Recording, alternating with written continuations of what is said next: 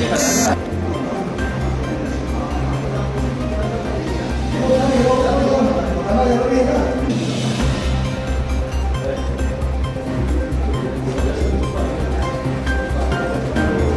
तो है 305।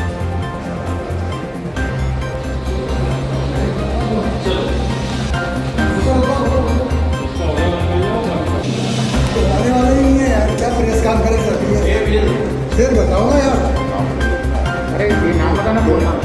हाँ, हिंदुस्तान में बांग्लादेशी लड़कियों का सबसे बड़ा तस्कर रहा है ये। इससे पहले इंदौर पुलिस ने 2020 में एक देह व्यापार से मुक्त कराया था करीब 21 लड़कियों को, और इस पर जो है करीब 33 आरोपी पकड़ाए थे उस समय पे। तो जब इनसे पूछताछ हुई थी तो ज़्यादातर लोग जो है इसका विजय दत्त नाम के आदमी का नाम लेते थे और उज्जवल ठाकुर का। बाकी इसमें करीब 33 आरोपी हम लोगों ने गिरफ्तार किए थे, ये 2 जो है बचे हुए थे। इसके बाद अभी इसमें 2021 में 15 नवंबर के आसपास हमने फिर 5-6 लड़कियों को पकड़ा। बांग्लादेशी लड़कियां थी वो, और वहाँ पे भी उनसे भी जब पूछताछ में बात सामने आई तो ये बात सामने आई कि उनके पीछे भी विजय दत्त और ये उज्जवल ठाकुर ही हैं। तो ये एक बड़ा चैलेंज था पुलिस के लिए, क्योंकि विजय दत्त जो है सभी लोग विजय दत्त का नाम ले रहे थे, लेकिन उसका असली नाम क्या है और वो उसका फ़ोटो या कि उसका पहचान कुछ भी पुलिस के पास में नहीं थी। और ये कभी फ्रंट में आके काम नहीं करता था कि कहीं से इसकी जो है आइडेंटिटी इसकी रिवील हुई। तो इसको जो है पुलिस ने ट्रैप लगाया और ट्रैप लगा करके इसको पकड़ा। यहाँ से एक टीम जो है गई इंदौर से, करीब 1 हफ्ता टीम जो है मुंबई में रही। मुंबई में टीम ने पूरी रेकी करी इसकी, और इसका जो है पता लगाया कि ये विजय दत्त कौन है। तो जो बात सामने आई कि ये विजय दत्त इसका असली नाम नहीं है, असली नाम इसका मोमीन है। ये बांग्लादेश का रहने वाला है, और बांग्लादेश में पाबना ज़िला रसई जगह है, वहाँ का ये रहने वाला है। वहाँ पे इसकी बीवी है, इसके 2 बच्चे हैं, और ये जो है हिंदुस्तान में भी आया, हिंदुस्तान में भी आके इसने शादी करी, यहाँ भी इसके बच्चे हैं। और इसके बाद ये इसमें मतलब वेश्यावृत्ति के काम में लड़कियों को लगाने लगा। जो इसकी वाइफ है बांग्लादेश में एक एनजीओ से जुड़ी हुई है, और ये वहाँ पे महिला कल्याण के लिए जो एनजीओ काम करता है उसके नाम पे लड़कियों की रेकी करती है कि जो लड़कियाँ मजबूर, बेसहारा या कि अनाथ होती हैं, इनको ये टारगेट करती है और काम दिलाने के नाम पे बॉर्डर पार करा के ले आते हैं इसको। और इसके बाद यहाँ पे ये जो विजय दत्त है और मामून, ये इनको हिंदुस्तान के डिफरेंट पार्ट में इनकी सप्लाई कराता है। तो जो पूछताछ में पता चली है अभी तक कि ये जो मध्य प्रदेश में ही यदि बात करें तो इंदौर, उज्जैन, भोपाल, जबलपुर, राजगढ़, खंडवा, खरगोन, हर जगह पे इन्होंने जो है अपने एजेंट बना रखे हैं, और इन एजेंट के माध्यम से ये मुंबई से और बांग्लादेशी जो लड़कियां हैं उनको भेजने का काम करते हैं, और यहाँ पे जो लोकल लेवल के इनके एजेंट हैं आगे इनकी सप्लाई करते हैं। इसके अलावा केवल मध्य प्रदेश में नहीं, पूरे हिंदुस्तान के जो दूसरे पार्ट हैं जैसे कि सूरत, अहमदाबाद, मुंबई, ठाणे, पुणे और बेंगलोर, चेन्नई, हैदराबाद, बहुत सारी जगह पे इनके एजेंट हैं जहाँ पे कि ये बांग्लादेशी लड़कियों को भेजा जाता है इनके द्वारा। और ये संख्या हज़ारों की संख्या में है, क्योंकि एग्जैक्ट ये करीब 10 साल से काम कर रहा है। तो 10 साल के दौरान पे ये हज़ारों लड़कियों को लेके आया है और ला करके डिफरेंट पार्ट में हिंदुस्तान के इसने सप्लाई की है। एग्जैक्ट संख्या ये खुद भी नहीं बता पा रहा है। तो ये बात सामने आई है। इसके बाद जो इसे पूछताछ में पता चला है कि ये जो है करीब 25 साल पहले हिंदुस्तान आया था, और हिंदुस्तान आकर के इसने राशन कार्ड में अपना नाम जुड़वा लिया एक लोकल व्यक्ति से मिल करके, और उस राशन कार्ड के आधार पे इसने जो है आधार कार्ड तैयार करवा लिया, पासपोर्ट तैयार करा लिया, वोटर आईडी कार्ड तैयार करा लिया, और यहाँ पे विजय दत्त पिता बिमल दत्त के नाम से ये रहने लगा। इससे जो आधार कार्ड वगैरह हैं वो जब्त हुए हैं। यहाँ से ये पूरा करिकुलम करता था, और जो पैसा होता था पैसा ये बांग्लादेश हुंडी या हवाला के जरिए ये बांग्लादेश भेजता था। इसमें जो पूछताछ में इसने बताया कि बांग्लादेश बॉर्डर पे बहुत सारे ऐसे लोग हैं जो कि ये काम करते हैं, और कुछ बड़े शहर हैं वहाँ पे भी ये लोग हैं जो कि पैसे भिजवाने का काम करते हैं।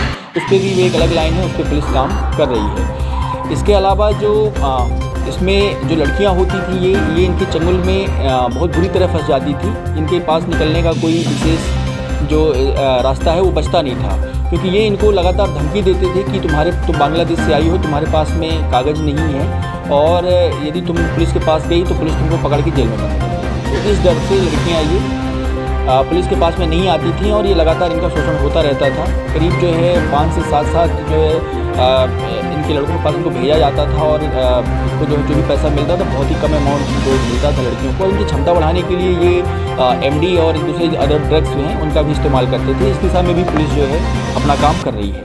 इसने बनवा रखा था। इसकी जो वाइफ है, वाइफ ने भी पासपोर्ट जो है वहाँ पे बांग्लादेश का पासपोर्ट इसके पास में है और वहाँ से वो जो है लगातार आती जाती रहती थी और ये भी बांग्लादेश जाता रहता था। इसमें असल में क्या है कि जो भारत और बांग्लादेश की जो सीमा है वो उसका जो भौगोलिक जो संरचना है वो काफ़ी जो है नदी जंगल पहाड़ इस तरह बहुत उबड़ खाबड़ का इलाका है। तो उस समय पे क्या था कि अब तो वहाँ पे फेंसिंग हो गई है, पहले फेंसिंग नहीं थी, तो फ्री फ्लो इनका जो है आवागमन होता था और उसमें जो है ये बहुत सारे जो लड़कियां हैं ये पार कराते थे। और वर्तमान में भी इसमें यही है क्योंकि क्या है जो बांग्लादेश है और जो पश्चिम बंगाल है तो वहाँ की भाषा और कल्चर दोनों सेम है। इसके कारण जो है जो दूर दराज की लड़कियाँ होती हैं उनको कई बार पता भी नहीं चलता है कि वो बॉर्डर क्रॉस करती हैं। बाद में जब वो हिंदी भाषा आने लगेगी, जब उनको ट्रांसफ़र करेंगे तो उनको समझ में आता है कि अच्छा उनको हिंदुस्तान ले आया गया। और वहाँ से जब ये लड़कियों को लेकर के आते हैं तो लड़कियों को ये पता करके लेके आते हैं कि तुमको जो है जो घरेलू काम है झाड़ू पोछा बर्तन और खाना बनाने का इस तरह का काम तुमसे कराया जाएगा और बाद में इनको जो है वेश्यावृत्ति के काम में ढकेल दिया जाता है।